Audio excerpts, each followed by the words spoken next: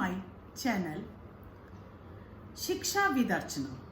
आइए इसी श्रृंखला के अंतर्गत हमारी अगली कड़ी प्रस्तुत है। हम कवि सच्चिदानंद हीरानंद वात्स्यायन अज्ञे जी का जीवन के बारे में जानेंगे और हमारी पाठ्य पुस्तक में संकलित उनकी दो कविताएं हैं। पहली है यह दीप अकेला और दूसरी मैंने देखा एक बूंद। व्याख्या से पूर्व हम थोड़ा सा कवि का साहित्यिक परिचय प्राप्त कर लेते हैं। तो इनका जन्म कुशीनगर देवरिया जिले उत्तर प्रदेश में 1911 ईस्वी में हुआ। आरंभ में इन्होंने साइंस से शिक्षा ग्रहण करी और उसके पश्चात एमए इन इंग्लिश में किया। इसके बाद ये क्रांतिकारी आंदोलन में कूद पड़े और कुछ समय इन्होंने वहाँ क्रांतिकारियों के साथ काम करने के पश्चात बाद में इन्होंने काव्य का सृजन करना आरंभ कर दिया। इनका देहावसान 1987 ईस्वी में हो गया। अब जानते हैं इनका साहित्यिक परिचय। अज्ञे जी प्रकृति प्रेमी और मानव के अंतर्द्वंद को समझने वाले कवि थे। इनका काव्य चिंतन व्यक्तित्व एवं स्वातंत्र्य की खोज है। कवि अज्ञे शब्द और सत्य के बीच हमेशा संवाद स्थापित करने की कोशिश में लगे रहे।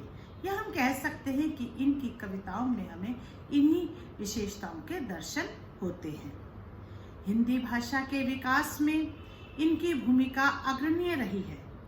कविता के नए युग का शुरुआत यानी प्रयोगवाद या नई कविता या हम साठोत्तरी कविता भी इसको कह सकते हैं का प्रारंभ करने का श्रेय अज्ञे जी को ही जाता है। इन्हें अनेक पुरस्कारों से सम्मानित किया गया, जिसमें भारत भारती पुरस्कार, भारतीय साहित्य का ज्ञानपीठ पुरस्कार मिला और साहित्य अकादमी पुरस्कार से इनको सम्मानित किया गया। इन्होंने तार सप्तक परंपरा का सूत्रपात किया। तार सप्तक परंपरा क्या है? देखिए, इनके समकालीन जो नए उभरते हुए कवि थे उनको आगे लाने का इन्होंने एक सप्तक परंपरा की शुरुआत के द्वारा इन्हें आगे लाए इन कवियों को। जैसे उनकी 7 कवियों की कविताओं का संकलन किया और उसका प्रकाशन किया। इस तरह से तार सप्तक प्रथम, तार सप्तक द्वितीय या तीसरा तार सप्तक करके 7 तार सप्तक का सृजन किया गया, उनका प्रकाशित किया गया, जिसमें नए उभरते हुए कवियों की रचनाओं का संकलन था। अब हम कह सकते हैं कि इन्होंने सिर्फ कविता ही नहीं लिखी, इन्होंने कहानियां भी लिखी, उपन्यास भी लिखे, निबंध भी लिखे और इसके अतिरिक्त आलोचना, यात्रा वृतांत, तो बहुत सारी इन्होंने गद्य की काव्य की विधाओं में कार्य किया। कुछ इनकी प्रमुख रचनाओं के बारे में भी जान लेते हैं। जैसे भग्नदूत, चिंता, हरी घास पर, क्षण भर, नदी के द्वीप, शरणार्थी, शेखर एक जीवनी 2 भाग में प्रकाशित की गई है। एक बूंद सहसा उछली, अरे यायावर रहेगा याद। इसके अतिरिक्त इन्होंने कुछ पत्र पत्रिकाओं में संपादन का भी कार्य करा, जिसमें नवभारत टाइम्स, विशाल भारत, प्रतीक इत्यादि। अब आते हैं इनके भाषा शिल्प पर। जो अज्ञे जी की भाषा है वो सामान्य बोलचाल की भाषा है। कविता में इन्होंने परिष्कृत और परिमार्जित खड़ी बोली का प्रयोग किया है।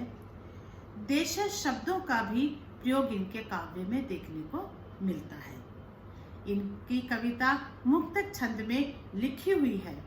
अगर अलंकारों की हम बात करते हैं तो अज्ञे जी ने बेवजह अलंकारों का प्रयोग करना उचित नहीं समझा। हाँ, मानवीयकरण अलंकार इनका प्रिय अलंकार रहा है और वह इनकी कविताओं में देखने को मिलता है। तो इस प्रकार हम कह सकते हैं कि अज्ञे जी के बिना आधुनिक हिंदी कविता की पूर्णता संभव नहीं है। तो ये था हमारे आज्ञे जी का जीवन परिचय। अगली क्लास में हम पढ़ेंगे उनकी कविता यह दीप अकेला।